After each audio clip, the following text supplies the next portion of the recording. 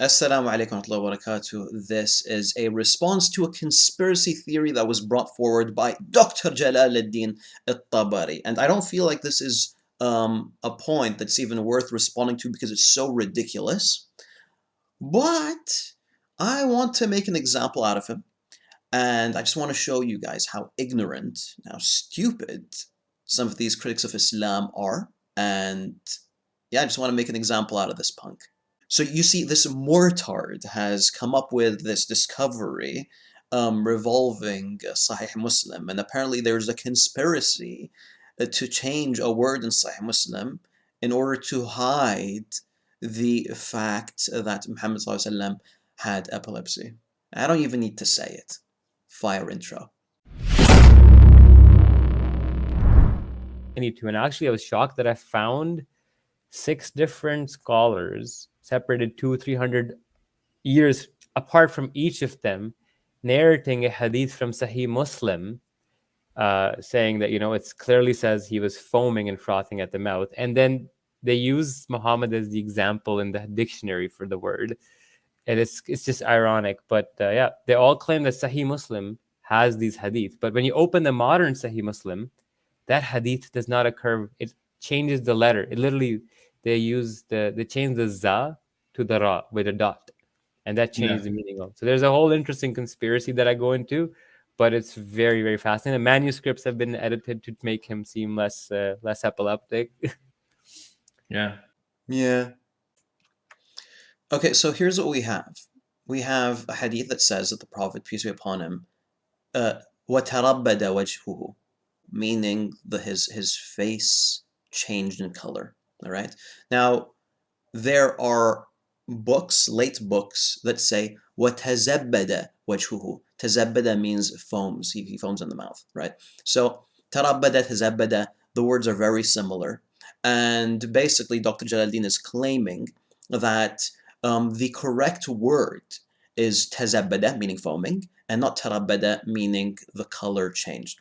And there's a conspiracy that occurred in which Sahih Muslim was tampered with, and that's why modern versions of Sahih Muslim say tarabbada. So the response to this, very simple, is that this is not a modern change in Sahih Muslim. In fact, you can find classical manuscripts of Sahih Muslim that include the word tarabbada.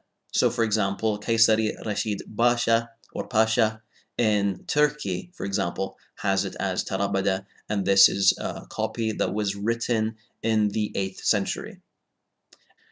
Furthermore, if you check out Dar Ta'sil's edition of Sahih Muslim, which relies on 5 of the earliest manuscripts of Sahih Muslim, none of them include the word tazabbada. They all have it as tarabbada. Okay guys, so just by saying that, just by pointing out that classical copies of Sahih Muslim, classical manuscripts of Sahih Muslim all say tarabbada, that seals it. Like, I don't even need to continue with making this video, but I just want you to see how bad this is. Yeah, and you learn something, inshallah. You learn something, you learn how to deal with arguments like these. And I just want to have some fun. All right, let's do that. So this one is going to be a very important one, because this one we're going to go into a little bit of a conspiracy where somebody's hiding the real translation or the real version of Sahih al-Muslim. Yeah, I want to know, how's this guy talking about variants in manuscripts and editions of books and all that, and conspiracies, and he doesn't even know the name of the book, Sahih al-Muslim. First off, we have slide number 190. So first we're going to establish what the word we're looking for. Zab, tazbad. Shano zab. The side of his mouth had froth or foam appearing upon it. He, being angry, froth or foam appeared upon each corner of his mouth. We've established the word, the meaning we're looking for. Now, next slide is a little bit dense. I'm going to read it out to you, and I'm going to explain to you what's happening here. On the first line, I say, وَتَزْبَدْ لَهُ وَجْهُهُ. This is the reading that appears in the modern form Sahih Muslim, and his face color underwent a change. Right on. So first we have Sunan al-Kubra by Hikyav. Expanded the same image on the right side, and you can see it's tazbad, so za, tazabada. So Here he says he's reading this from Muslim, as you can see. Okay, so let's get to al-Bayhaqi. So first of all, here's how you find out if there's something wrong in a specific edition of a book. It's quite simple. All you do is you try to find other editions of the same book. So for example, this is the Dar al-Kutub al-Ilmiya edition, and as you can see, it says Tarabbada. And here is al-Turki's edition, and once again it says Tarabbada. Just by this alone, we can come to the conclusion that the edition that Dr. Jalaluddin relied upon included a mistake. This is most likely due to the editor of that specific edition that he was quoting from. Okay, now we have the next one is Al-Aqlil by As-Suyuti. So another method of determining whether a specific word is correct is by looking at the word in the other works of the same author. So for example, Suyuti in Al-Khasa'is includes the word as tarabbada, as well as his commentary on Sahih Muslim itself. He clearly defines it as tarabbada. He identifies it as tarabbada and then explains the word as the changing of the color of the face. Now we go to the next one. We have Abi Sarhan bin Masood. His PDF is right there as well. Remember, guys, always look at the source. Ignore what he's claiming. Look at the source itself.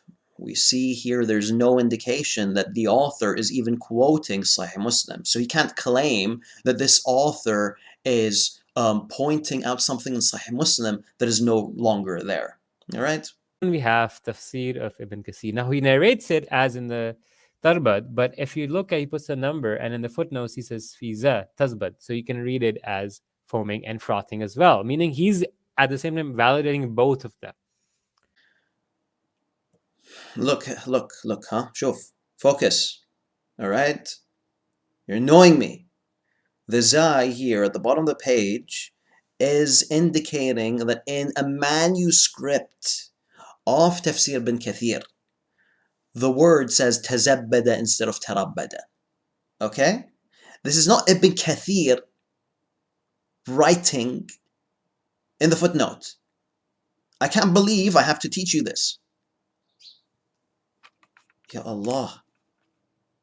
Shuf, focus, huh?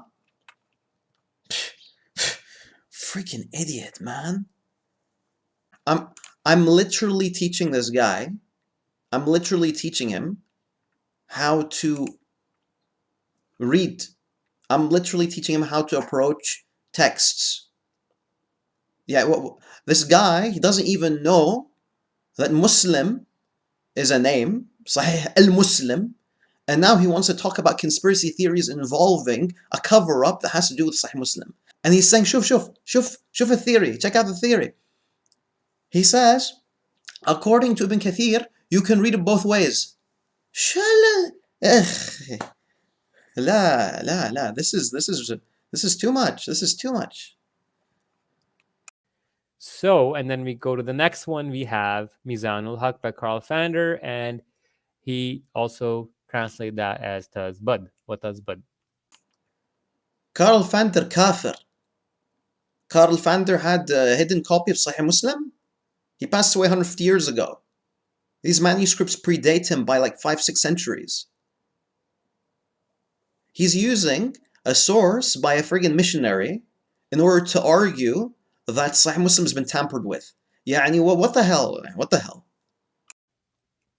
Going next, we have another one, Ibn Hamza, Ibrahim bin Muhammad, and he says, as you can see highlighted with Tazbad lahu wajhuhu. So again, foaming and frothing from the mouth of Muhammad.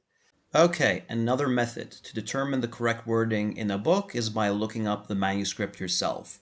This is a manuscript of the same book from the University of Princeton. Okay guys, so let's make this beneficial. There are at least 3 ways of determining whether a specific word should be in a text or shouldn't be in a text, and what's the correct wording that's supposed to be in a text. One is by comparing the editions, multiple editions of the same book. 2 is by looking up different books by the same author. And 3, it's by returning to the original manuscripts themselves in order to determine what is the proper word that's supposed to be used. Inshallah, you guys found this beneficial. I'm annoyed, but I hope you guys enjoyed this and found it entertaining as well. And Jalaluddin, just friggin' shut up, man. You're an embarrassment. And now we get to what we have in the current version of Sahih al-Muslim. And I'm cringing. It's annoying.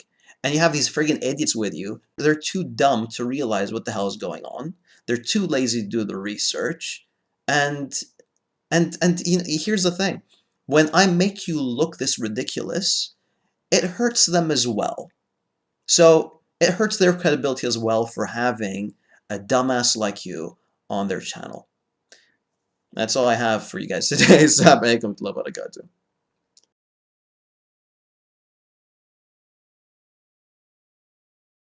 Damn, these are great points. Willfully I you I on actually do not want to engage with him further.